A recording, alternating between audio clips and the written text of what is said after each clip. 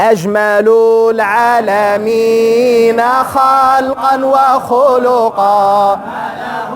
في جماله نظراء قامة ربعة جميل لحية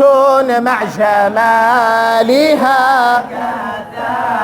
لم يكلثم ولم يقول منه وجه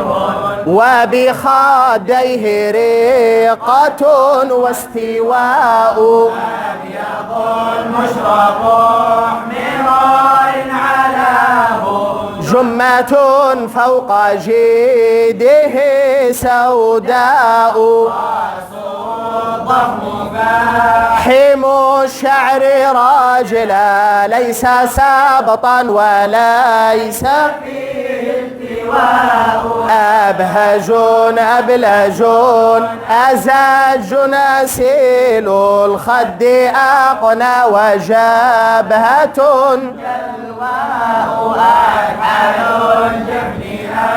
دعاج العين ناجلا شكلة سوادها مذباء أشنب أفلج ضليع إذا فاهت لالا كالنور منه البهاء واسع الصدر فيه شعر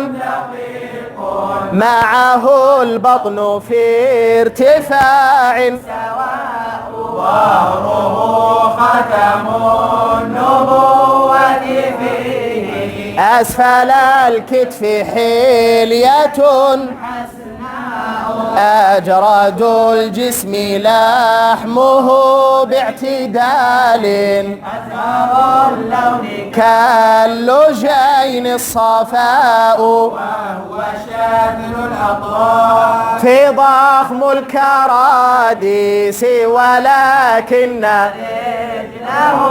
خنصاء كان لين الحرير في راحتيه وشذا المسك فيه هما والذكاء كان يبكي بدون صوت كما ضحك قد طاب ضحكه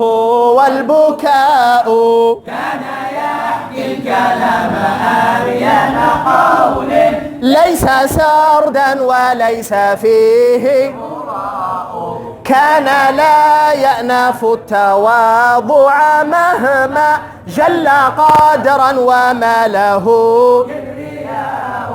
كان مثل المسكين يجلس للأكل فلا متكى له لا اتكاء كان فوق الحصير يرقد أو أديم حشي بليف وطاء نما يذكر الله مولاه تعالى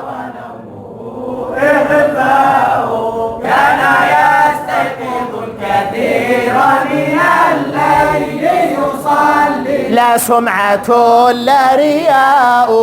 كان عن قدرة صفوحا سموحا ليس في الناس مثله كان أقوى الأنام باطشا وإن صار عذلت لبطشته الأقوياء كان خير الشجعان في كل حرب كلهم عند بأسه جبناء كان برا بالمؤمنين رؤوفا ورحيما وصحبه كان فيه القرآن خلقا كريما شدة في محلها ورخاء كان أقوى لله من كل عبد أين منه العباد والأتقياء كان مغفور كل ذنب ولا ذنب ولكن بالصفح تم الصفاء سيدي يا أبا البتول سؤالا من فقير جوابه الإعطاء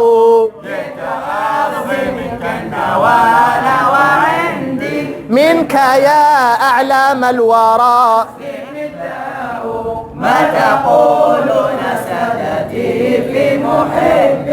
ما طال الصيف وعده والشتاء. يا سلام.